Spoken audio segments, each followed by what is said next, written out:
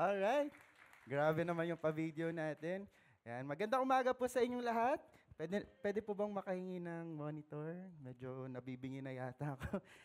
Ayan. Good morning and welcome to Victory May Kawayan. If this is your first time, we would like to welcome you. Meron ba tayong mga first-timers dito? Taas naman yung kamay. Baka nahihiya. Palakpakan na lang natin yung mga first-timers natin dyan. And if this is your first time to see me, ayan, ako po yung isa doon. My name is Benj, Campus Director of Victory May Kawayan. Next time na natin pag-usapan yung testimony ko. Pero yes, dati po ako nagpe-pray kay Satanas. But because of the amazing power of God, hindi na lang ako nagpe-pray sa Kanya. Pero ginagamit niya pa ako, yan, to share the gospel to people. Praise God! Syempre, all glory to Him. Alright, so sige. Alam niyo po na isa sa mga, okay na, thank you Kuya Joel. Ay, Joel. Ayun, Kuya. Sorry, isa pa sa mga na-enjoy ko nung panahon natin, isa na ako sa mga nagsasabing nung panahon namin. Yan, nung mga panahon namin ni Kuya Ronald, yan, yung manood ng mga superhero fantaserye. Nanonood po ba kayo nun? Di ba dati uso yun sa GMA, yung Captain Barbell, yung Darna, ayan, dalawang Darna yung naabutan ko, si Angel at si Marian. Si Kuya Ronald, ilan? 32? Ay, ang dami. Okay, yan sila. Plastic Man, Super Twins, etc. Okay, maliban sa, di ba nung time na yun, kapag may mga sabog-sabog effect, ang ganda-ganda na. Di ba? Parang amazed na ako doon, kahit halatang computer yung effect. Pero, what I enjoyed the most on watching this kind of fantaserye is that, yung mga ordinaryong tao, pansinin nyo, parang pare-parehas ata sila dyan. Yung mga ordinaryong tao, actually hindi nga lang basta ordinaryo yung merong kapansanan, yung pangit, diba? Yun, grabe yung pangit, no? Okay, yung mga latak ng lipunan, sila yung tinatakda ng kung sino mang ermitanyo yun. Okay, sila yung tinatakda to save their people, right? Pansinin nyo, sila yung ginagamit, the marginalized, yung hindi gaano pinapansin, sila yung ginagamit. At ang galing, kasi parang iisa yung plot nitong kwento na to na alam ng ermitanyo, okay, na kahit anumang tanggi ng bida, di ba lagi, ay ayoko maging superhero, ayoko maging si Darna, ayoko maging si Gagambino. Okay, kahit anong tanggi nila at kahit anong resist nila on taking that or tawag dito, answering the call, okay, babagsak sila sa buhay na nakatakda sa kanila to be a superhero. Okay? Ulit, keyword, babagsak sila doon sa itinakdang buhay na para sa kanila. Question, naranasan na po ba natin yan sa mga buhay natin? Hindi yung maging superhero ka. Hindi yon. Pero yung alam mo na may plano ang Diyos sa buhay mo, pero ang daming nangyari. Diba? Parang may plano naman si Lord, pero bakit kung ano-ano yung nangyari? Diba? Bigla kang naging working student. Yan, part po yun nung testimony ko, kaya nagalit ako kay Lord kasi from riches to rags yung peg namin noon. Okay? Bigla kang naging single parent. Diba, okay na, nag-kiss naman kami sa altar, tapos, bakit ganun? Ang daming nangyari. Bigla ka nag-change career, o kaya biglang na-scam ka. Alright? Diba, hindi sang-ayon sa gusto mong mangyari yung nangyayari sa buhay mo, and yet, at the end of the day, nangyari pa din at nangyari yung mabuting plano ng Lord sa buhay nyo. Na-experience nyo na yon? Yeah, if na-experience mo na yun, pwede palakpakan mo si Lord. Kung hindi pa at nandun ka pa lang sa season na pinagdadaanan mo yon, I tell you, pakinggan mo, this is for you. And this is for all of us. Alright? Amazing, no? Kasi nung pag tinitignan natin yung mga buhay namin, ang galing, Lord, di ba, nakatapos ako, o kaya nakapagpatapos ka ng mga anak mo, di ba, nakapag-move forward ka doon sa masakit mong nakaraan. Okay? O kaya, nakilala mo yung napangasawa mo ngayon kasi nahuli mo yung ex mo dating nag-cheat. Ay, thank you, praise the Lord. Di ba na nangyari lahat ng mga bagay na yon, and finally, bumagsak tayo doon sa buhay na nakatakda for us. Alam niyo po ba kung anong tawag doon? Ang tawag po doon ay God's sovereignty. Pwede po bang sabihin natin, God's sovereignty? And sakto po, kasi ito din yung pinag-aralan namin ng Friday sa youth service. Yan, God's sovereignty. And ibig sabihin ng God's sovereignty, para mas madali nating maintindihan, kasi parang ang lalim naman yan. Ano ba ibig sabihin ng God's sovereignty? Yan, para mas madali po nating maintindihan, ang ibig sabihin ng God's sovereignty ay, siya, si God, ang may ultimate control sa lahat ng nangyayari. Okay? Lahat ng nangyayari sa buhay natin, okay, sa paligid natin, okay, sa buong mundo. Alright, sabi ko dito, wala siyang nami-missed out. Ay, si Eman, hindi ko nabigyan ng pan-tuition. Ay, si Kuya Noriel, naku, nakalimutan kong bigyan ng ng pang-due date. He never missed out. At kung just in case naranasan mo, parang na-miss out, I tell you, may plano ang Panginoon. Okay? Sabi ko dito, hindi siya nagugulat. Ay, biglang nabuntis yung anak ko. Ay, biglang lumiko yung anak ko. Biglang nag-backslide. Ay, biglang nawala sa church yung anak ko. Ay, bigla siyang yumaman. No, hindi nagugulat ang Panginoon. At higit sa lahat, kahit hindi natin maintindihan lahat, ito nothing happens without God allowing it for a greater purpose. Yun yung God's sovereignty. Na kahit hindi natin maintindihan lahat, He does. Naiintindihan niya. At importante po na maintindihan natin or maunawaan natin what God's sovereignty is, kasi kapag naintindihan natin, finally, Lord, ito pala yung ibig. Sabihin nung God's sovereignty, pag nagawa natin hindi lang maunawaan, hindi lang maintindihan, pero kapag nagawa nating magtiwala sa God's sovereignty, I tell you, magbabago yung pananaw mo in life. Magbabago yung pananaw mo in life kasi dumaan ka man sa maraming twist and turns ng mga buhay natin, ilang setbacks yan, ilang delays, okay, ilang pain, ilang hurt, okay, at ano pa man yung matinding dumaan sa buhay mo, matindi yung kapit mo sa Lord. Matindi yung pananampalataya mo sa Lord. Bakit? Kasi sigurado ka na in God's sovereignty, when we don't understand, He does. Yun yung sinasabi ni Casey kanina. Ang galing nga, sabi ko, one spirit tayo. Diba? Trusting in the Lord with all of our hearts and leaning not to our own understanding. Kasi yung understanding natin, bilang mga finite people tayo, limited.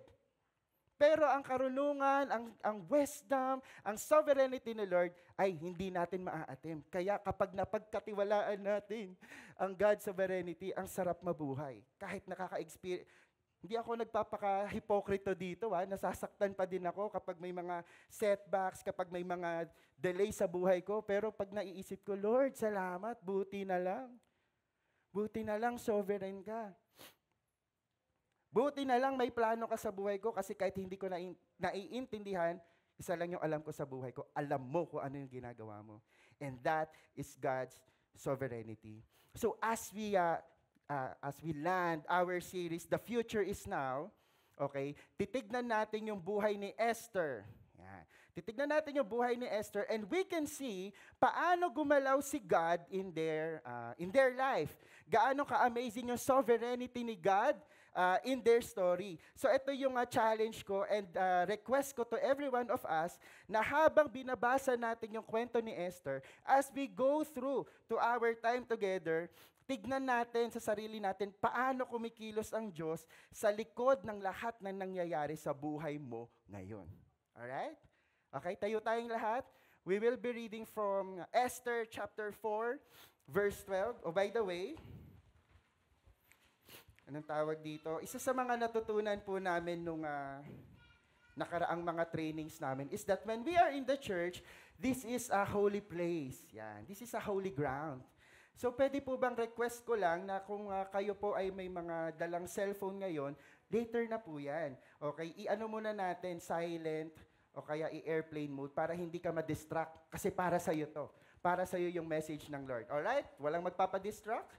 Esther chapter 4, verse 12 to 17. Tawagin ko lang yung isa sa mga student leaders natin, Eman, to read our passage.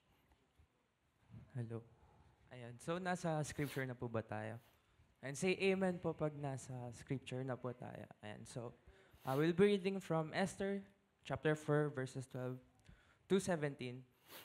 So, starting from verse 12, and they told Mordecai what Esther had said.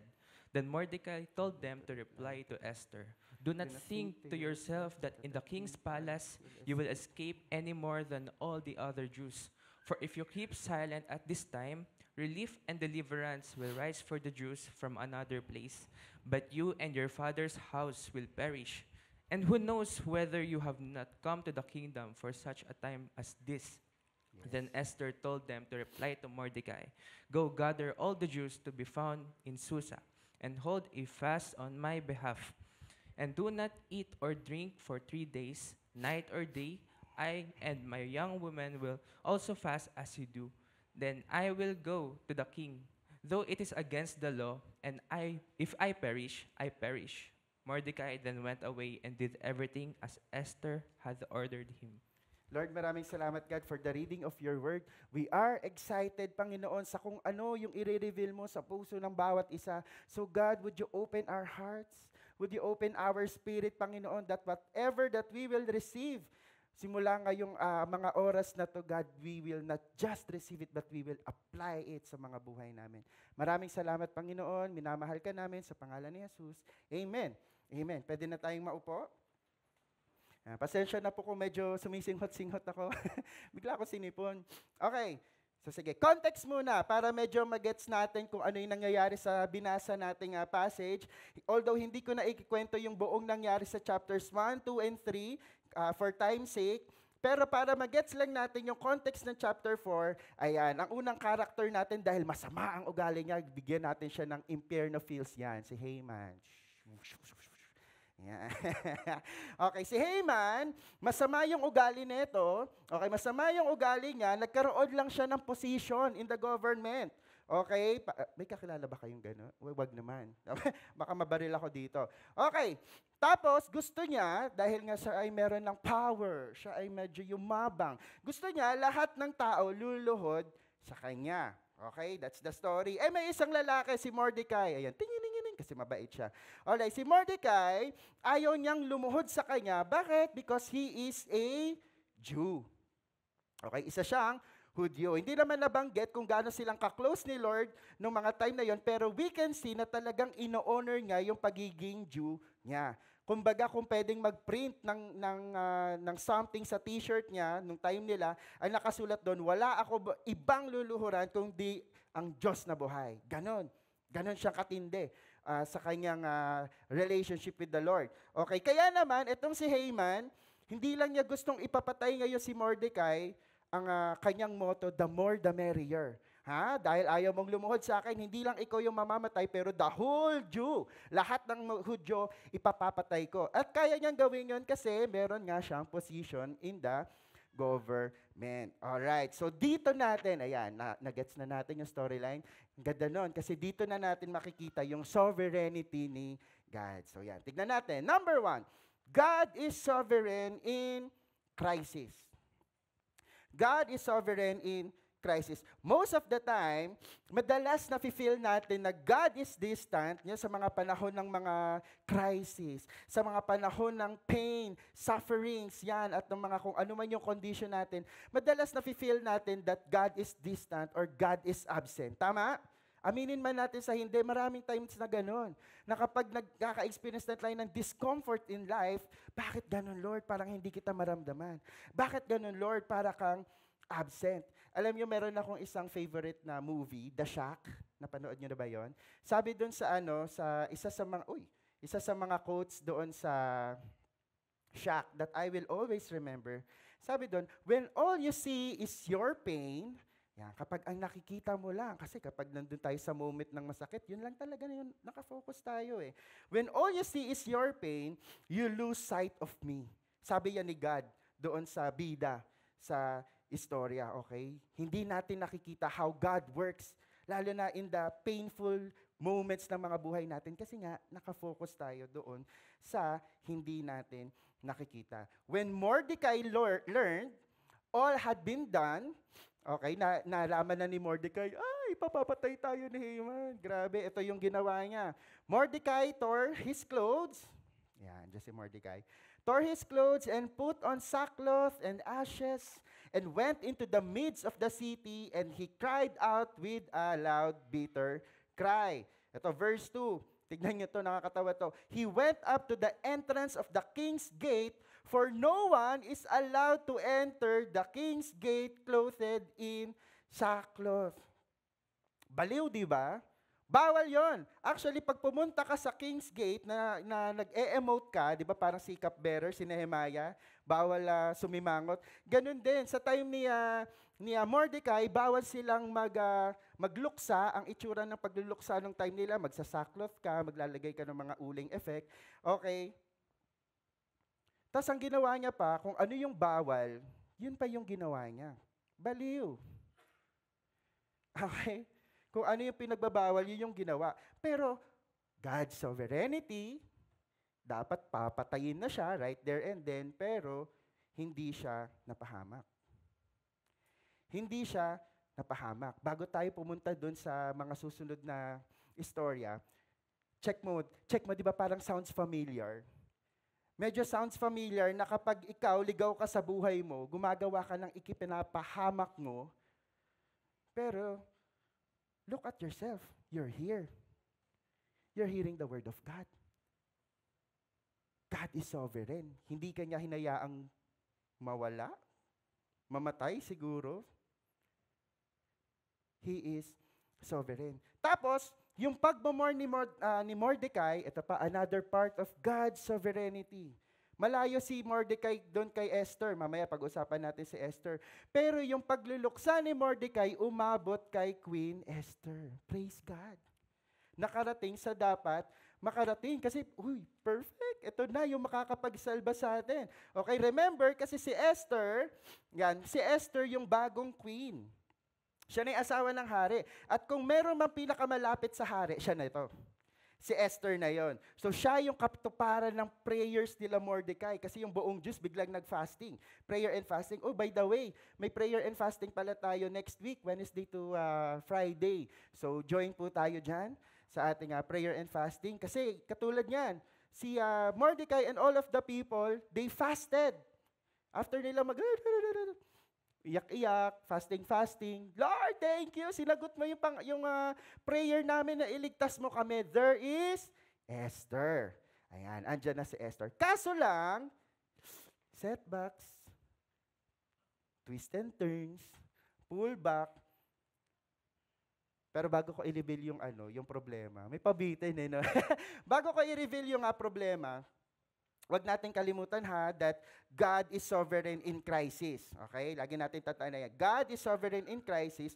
May problema man, pero alam ng Lord yung ginagawa niya. Nasa plano niya yon.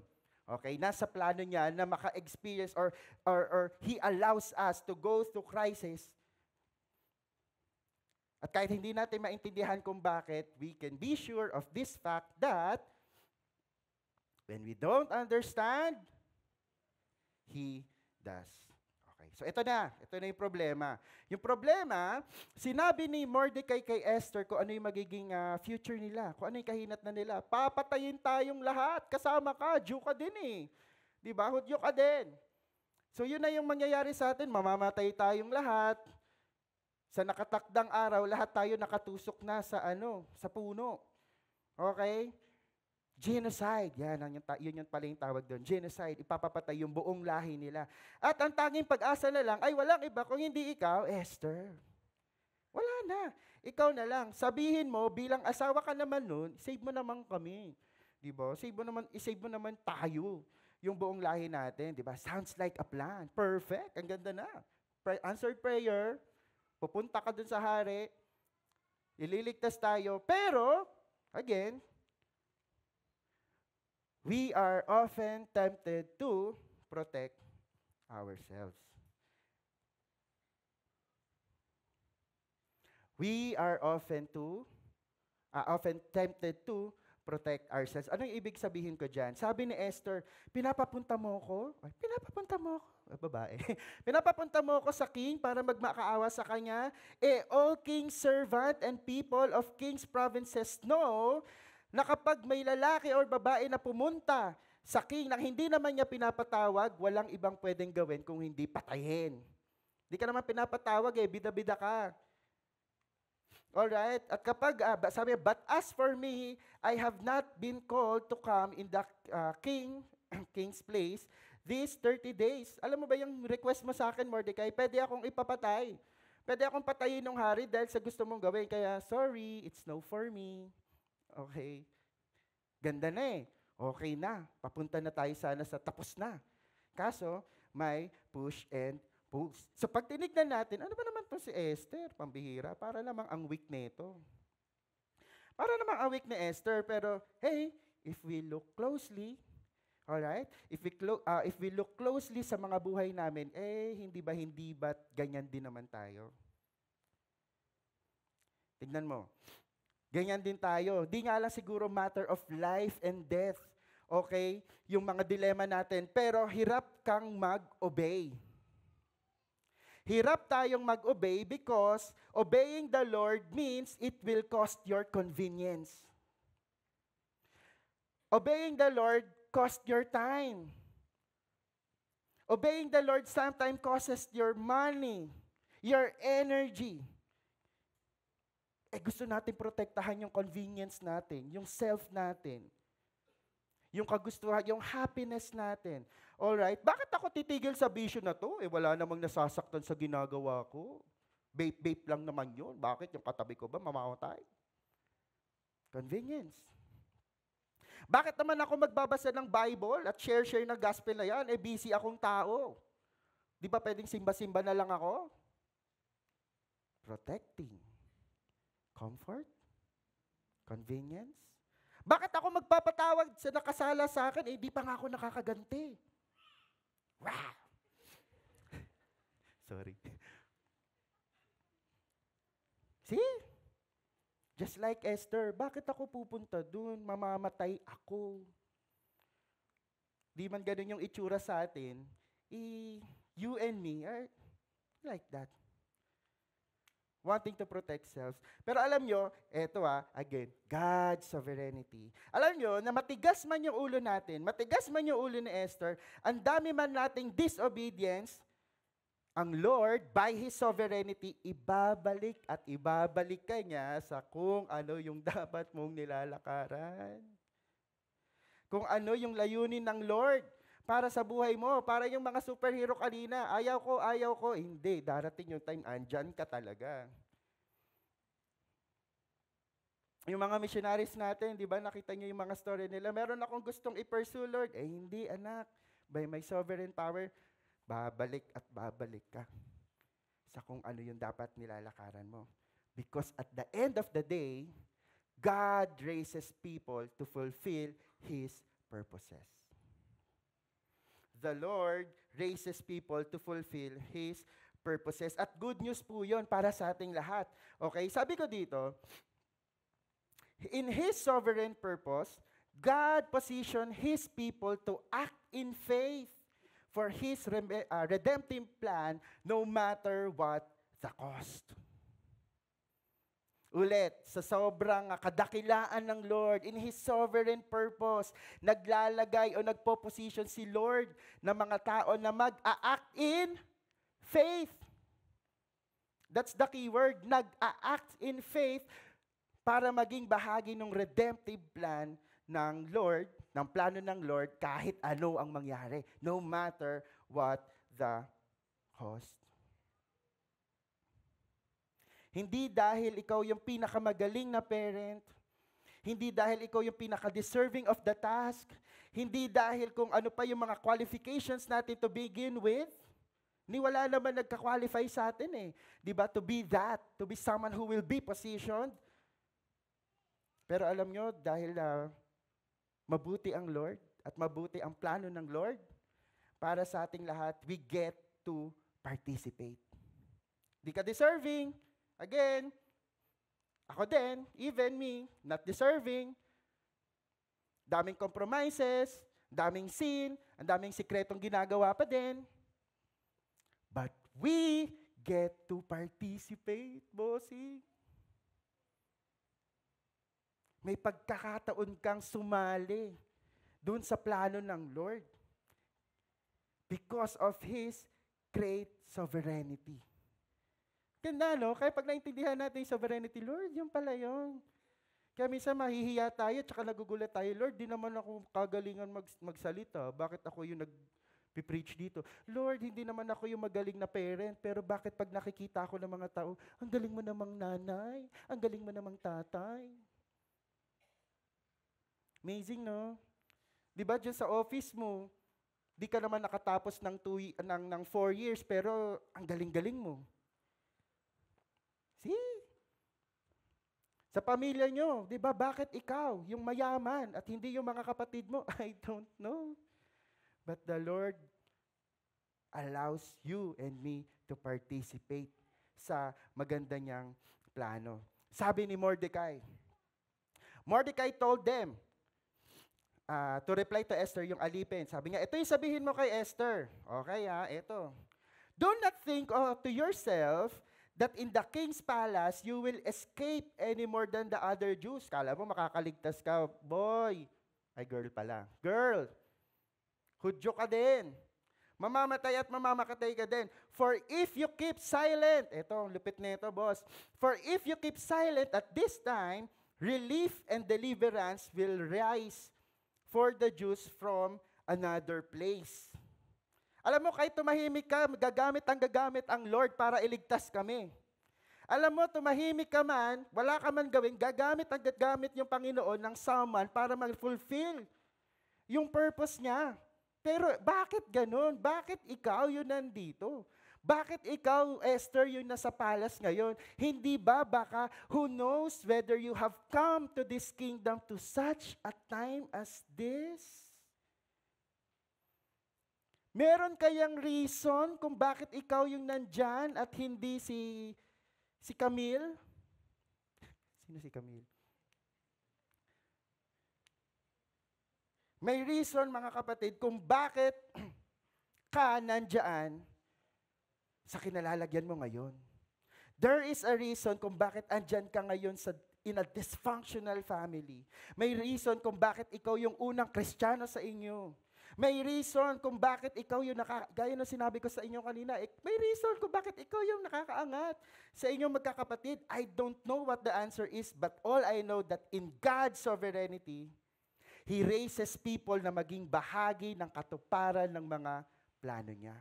Ang question is that, sasama ka ba sa ginagawa ng Panginoon? Will you join? Magpapagamit ka ba? Mag-o-obey ka ba? Kasi marami naman dyan pwedeng tumupad ng plano ni Lord. Pero bakit ikaw yung nandyan? Think about it. Think about it.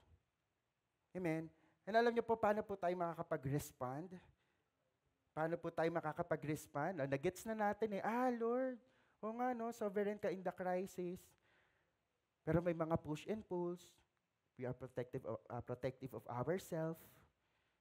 Pero nirebuke mo na naman kami. Sige na nga, Lord, join na nga ako. Kasi gumagamit ka pala ng mga tao para mangyari yung mabuting plano mo Pero anong gagawin ko to respond? Alam niyo po kung ano ang kailangan natin? Ang kailangan natin in order to respond is faith. Sabihin niyo nga po, faith. Faith responds with courageous obedience. Ang kailangan po natin ay faith kasi yung pananampalataya natin ang magfu-fuel sa atin to believe in God's sovereignty. Ano man yung nangyayari, pabor man o hindi sa buhay mo, susunod ka. Bakit? You are fueled by faith. Alam niyo po ano nangyari next kay Esther? Takot kanina si Idol. Duwag kanina si ate girl niyo, pero sabi niya, then Esther told them to reply to Mordecai, okay, go, gather all the Jews to be found in Susa.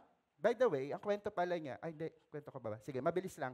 Yung Susa, di ba naalala nyo, nakabalik na sila sa Promised Land, yung time ni Nehemiah, at saka time ni Ezra, may mga iilang Israelites pa din na ayaw nang bumalik sa Promised Land. So dito na sila nagstay sa Susa. So konting portion na lang to ng mga Jews. At ang gustong gawin ni Haman, patayin na lahat ng natitirang Jews doon sa Persia. Okay, so sabi ni Esther, i-gather mo lahat ng natitirang Jews, okay, dito sa Susa, and hold a fast on my behalf.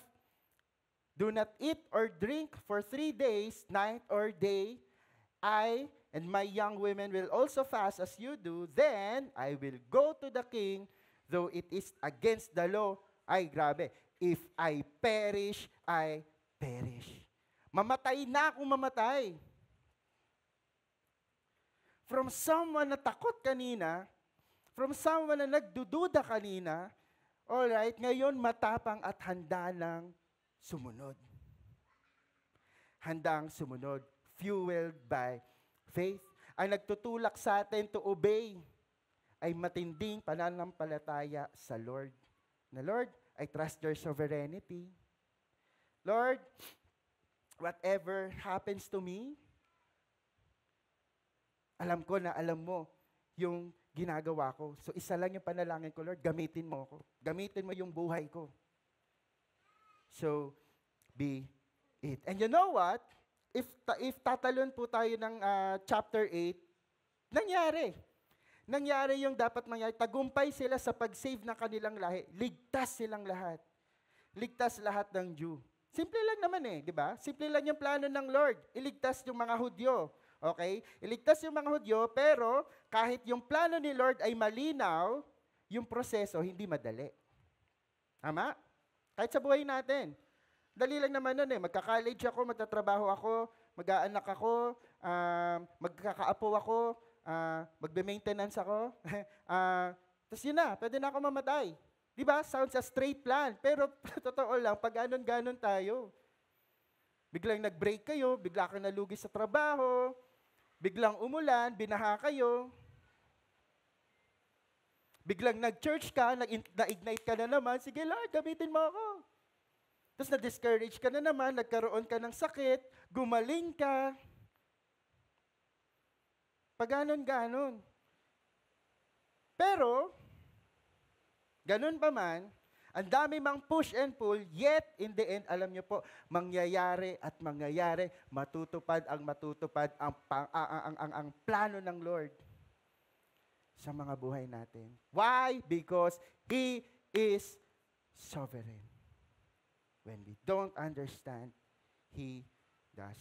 And alam niyo po, ganon din yung plano ng Lord sa atin. Ganon din yung plano sa atin ng Lord. Dali lang din. Nagkasala yung sila Adam and Eve. So meron tayong inherited sin. Ano ang plano ng Lord? Iligtas ka. Iligtas yung katabi mo from hell, sa pagiging separated kay God. Through what? Alam naman natin lahat to Through Jesus Christ. Alright? Meron tayong, in Jesus Christ, praise God, kasi meron tayong pag-asa, meron tayong buhay na walang hanggan, meron tayong kapatawaran, alright, sa mga kasalanan natin, bonus na lang, yung na-experience natin in this life na kahit anong challenge, kaya nating tumayo, kaya natin bumangon, kasi merong hope. Amen? Merong hope. But I tell you, tapos na yung plano ng Lord. Tinapos na ng Lord sa cross.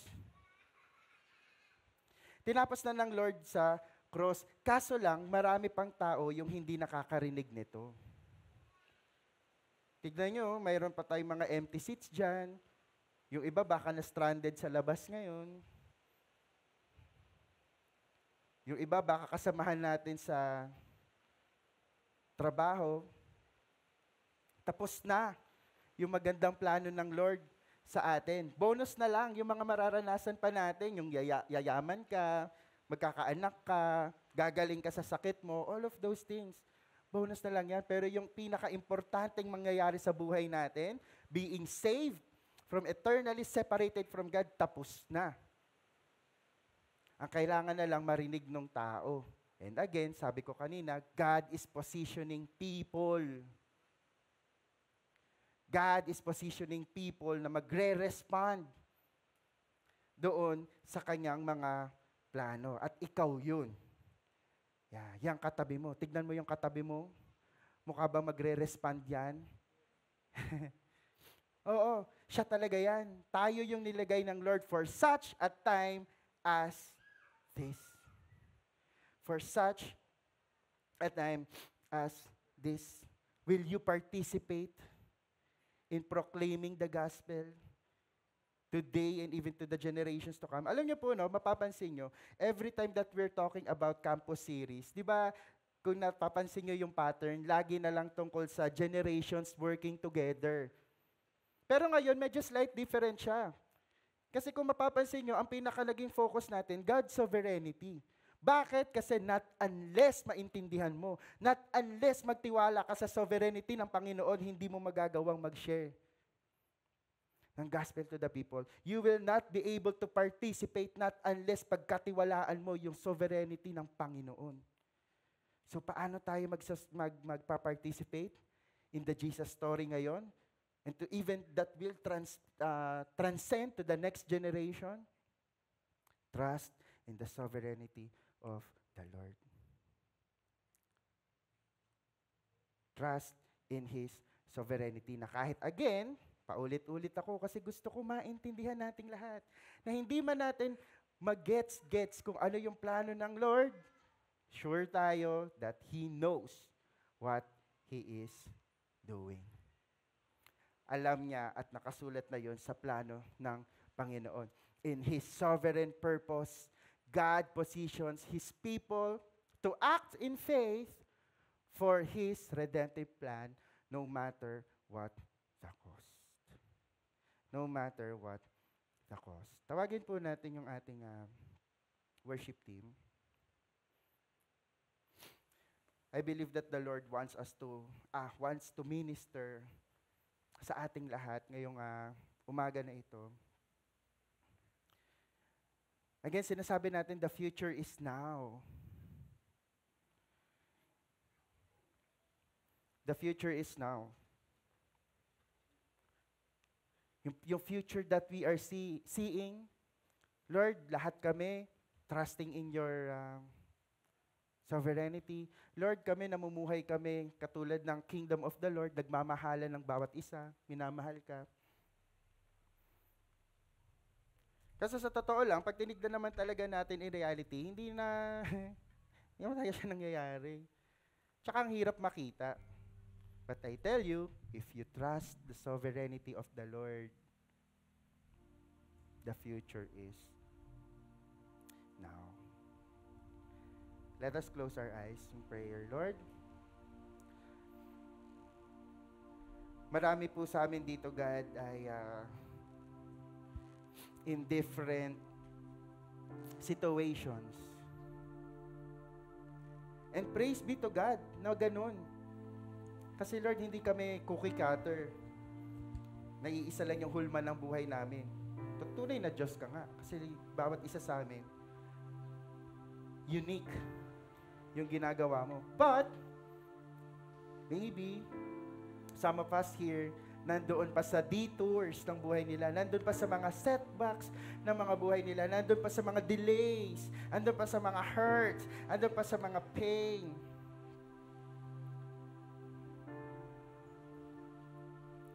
So God, what we ask from you today is that allow us or help us to trust in your sovereignty para kahit anuman yung pinagdadaanan namin ngayon, masasaktan kami, pero okay lang, Lord. Alam namin that the end of this, mangyayari yung maganda mong plano. Lord, I pray for my brothers and sisters here in church. Alam ko, Lord, may ginagawa ka sa mga puso nila. Meron kang binubuksan na perspective, new perspective sa kanila. Hindi na, Lord, sa lens ng pagiging defeated, talunan, sa kung ano yung sinasabi ng world, but it's now different. Bakit, Lord? Wala eh. Ang tingin namin, sovereignty mo. kung gaano kang kagaling, kung gaano kang kadakila sa mga buhay namin. Lord, we humble ourselves. Lord, have all of us. Gaya nung sinabi ni Casey kanina, Lord, teach us to trust you with all of our hearts. Leaning not sa mga pansarili naming understanding. Wala, konti lang yung kaya naming maunawaan in this world. But you, ikaw, Lord, unlimited. And we love that. Na yung sinasamba naming Panginoon is someone who is powerful. Yung sinasamba naming Lord, hindi nagugulat sa mga nangyayari sa buhay namin. Yung sinasamba naming Lord, hindi nagbe-miss out, nagkukulang sa mga nangyayari sa buhay namin. Everything will fall under to your purpose, for your greater purpose sa mga buhay namin. And we are excited for that. Bigyan mo ng tenacity, Panginoon, or ng perseverance, yung mga kapatid namin dito na panghihinaan ng loob, Lord, give them strength and faith to believe in your promises, because one day, when all makes sense, Lord, ito pala yun. Thank you. Pinagdaanan ko to. Salamat, Lord, idinaan mo ako dito sa mga twist and turns ng mga buhay namin, because through that, tumibay kami. Tumibay yung relasyon namin sa iyo at nakapag-participate kami sa mabuti at maganda mong plano. Thank you, God. Tayo tayong lahat. And we will worship the Lord. And once again, surrender our lives. It starts with surrender. Understanding God's sovereignty starts with a life that is surrendered to Christ. Church, sabay-sabay po tayo mag-surrender sa Panginoon. Jesus, you're all I see. I know that you're with me. No turning back. No turning back. My cross I'll carry, though no one goes with me. No turning back. No turning back.